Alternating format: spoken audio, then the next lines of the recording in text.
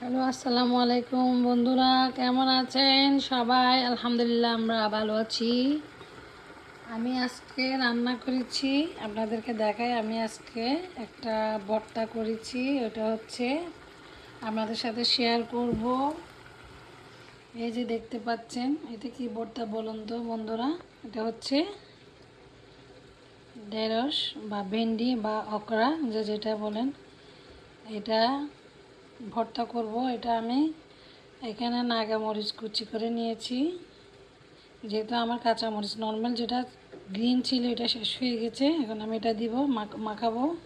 পেঁয়াজ কুচি, আমার থেকে কোরিয়ান্ডার লিভস নেই, but we don't have the coriander leaves,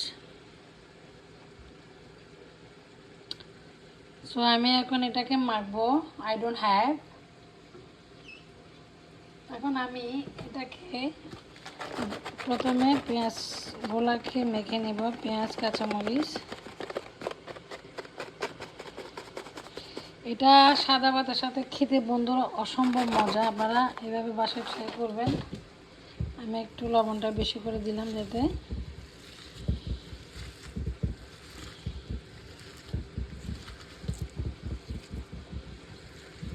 আমি এটাকে মাখাবো।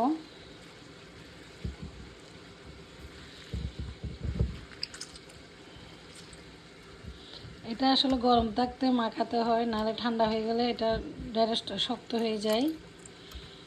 এই জন্য আমি গরম থাকতে একটু মেখে নিচ্ছি।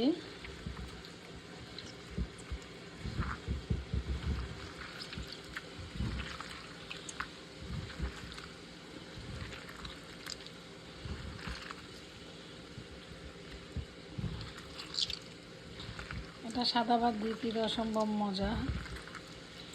এখানে কোনো তেল বা কোনো কিছু ইউজ করা হয় না, যার কারণে গরম পানি দিয়ে যেহেতু বয়েল করা, এটা স্বাস্থ্যের জন্য প্রচুর ভিটামিন এবং প্রচুর ভালো।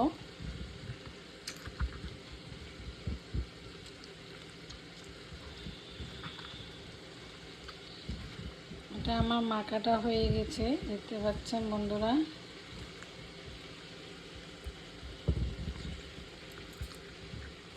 আমি এটা সাদা ভাত দিয়ে খাবো, যেহেতু আমি সাদা ভাত বিরিয়ানির থেকে আসলে আমি সাদা ভাত খুবই পছন্দ করি। যারা আমাকে জানেন চেনেন তারা তো জানেনই। এটা আমার মাখানো শেষ।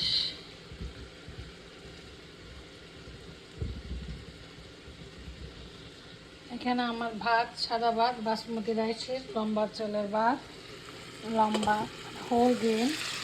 এখানে আমার পটেটো, এটা হচ্ছে সবজি, একটা আলু দিয়ে একটা সবজি করে দিচ্ছি। আর এটা হচ্ছে আমার ডাল। ডালের মধ্যে আমি অবশ্যই ডিম দিয়েছি, খেতে অনেক মজা।